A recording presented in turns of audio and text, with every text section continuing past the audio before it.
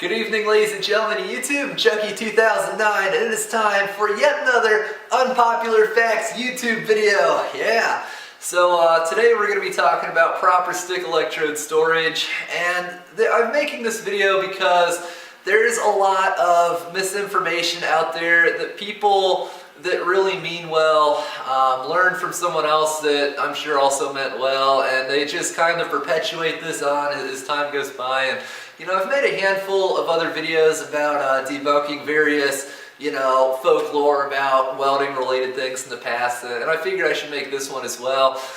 But, I'm not making this to go after anybody or to be condescending or, come across as, hey, look at what I know, I'm, so much better than everyone. I don't want to be like that. But on the other hand, I feel like, as mentioned, there's a lot of misinformation on the internet, especially about this. It just kind of gets passed around and people just kind of go with it.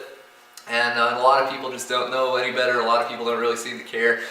But I consider myself pretty lucky in the respect that I got one of, if not the best, educations in welding that money can buy.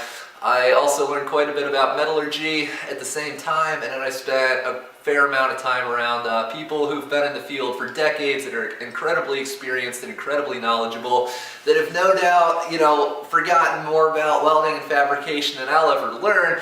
And so I learned pretty early on about proper electrode storage, and specifically what this video is about is 7018 and what happens if you leave it out in the air, and like homemade refrigerator rod ovens and other forms of nonsense. And the reality is that we've all heard, you got to keep your stick electrodes in an oven, and hardy har har.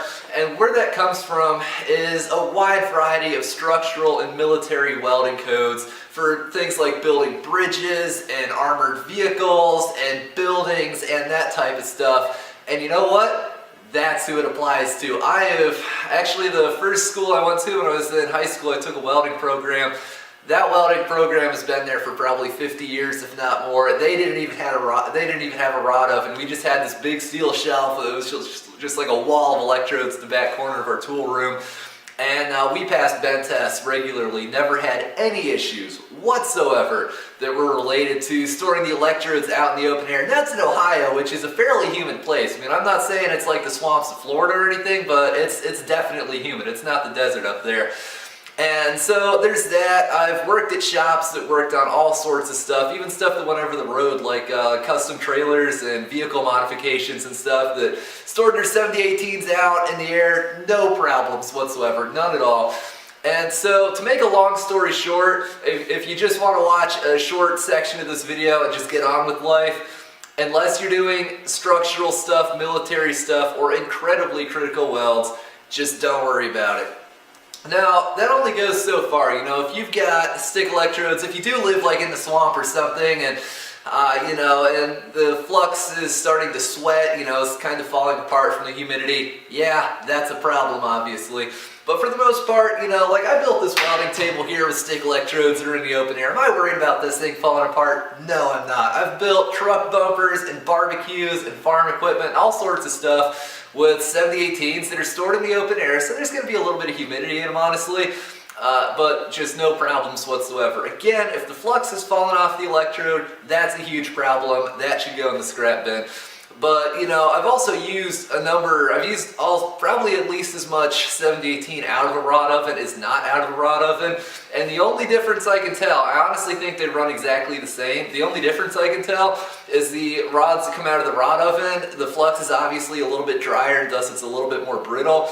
And so, like, if you stick the electrode or something trying to strike it or restrike it, it's more likely to have the flux break off there. That's really the only difference I can tell. I've passed bend tests out of both. I've seen all sorts of stuff welded with both, and no one's ever had any problems with it. There's all sorts of companies and people that, do general repair and fabrication that just have boxes of 7018 laying out, like on the back of a truck or something especially, and it's just totally fine.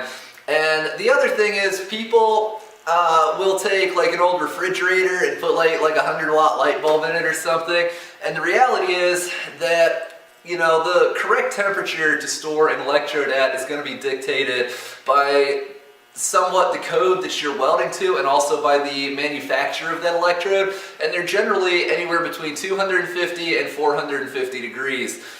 So A, your little light bulb is never going to get close to that. B, if it did, it would probably melt your refrigerator. And C, it seems like every other person that posts a picture of a refrigerator light bulb deal has some things in there that shouldn't be in there, like some 60-10 or some 60-13 or anything along those lines. That's the other thing. Some electrodes need to have moisture in the flux. 60-10 is one of them. 60-11, 60-13, pretty much everything except the low hydrogen electrodes, the most common of those being 70-18, of course.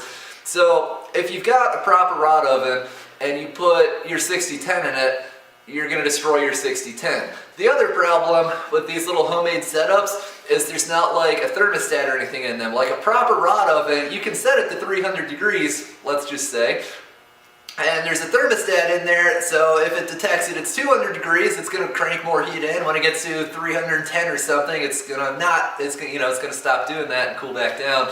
And your, homemade rig in your garage or whatever with your light bulb doesn't have that capability. But again, it probably doesn't need it since it, doesn't get that warm in the first place. And it's also, since it's, sealed and not vented like a lot of mass-produced rod ovens are, there's not really anywhere for the humidity that's already in there to go. Like when you open the door to get some electrodes out and you close it, like some humidity goes in.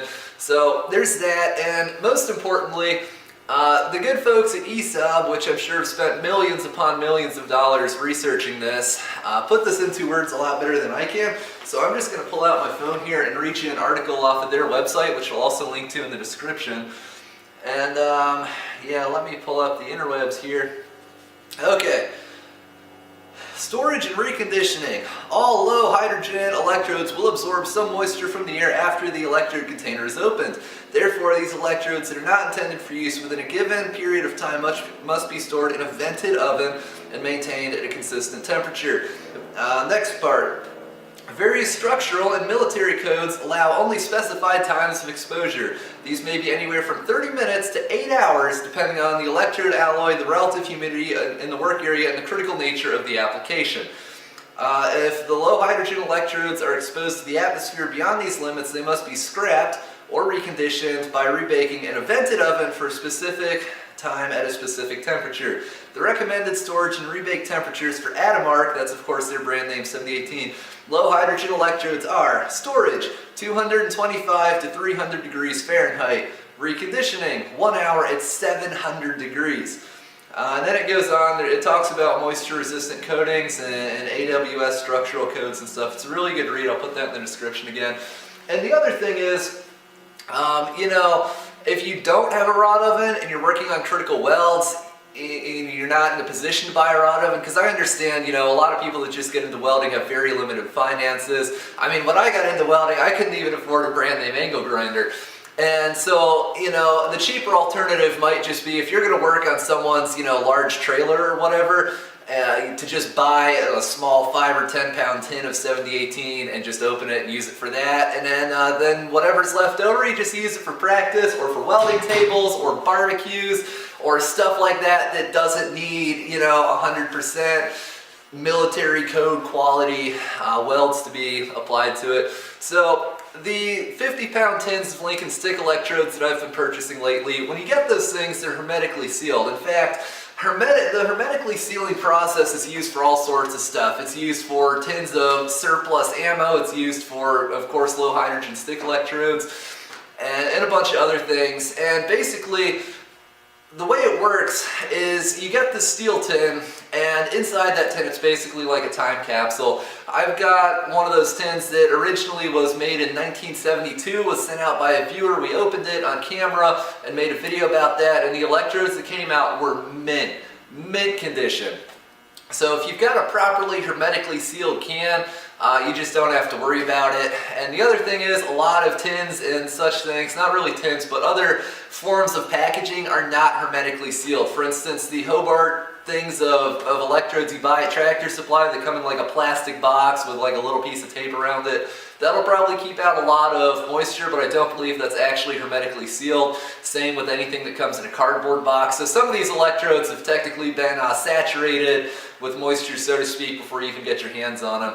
So to make a long story short, unless you're doing super critical stuff or adhering to a structural code, a military code, some sort of company code if you work at like a shop or a factory or whatever, you really don't have much to worry about. Just take a look at the stick electrode. If it looks fine, if the flux isn't falling off, if it's not sweating and there's like little white bubbles on it, it's probably going to be fine. For most things. Again, if you're working on something critical, it might be a good idea to go out and get a fresh hermetically sealed tin of electrodes, but again, I've passed bend tests and all sorts of tests with open air 7/18s, never had a problem.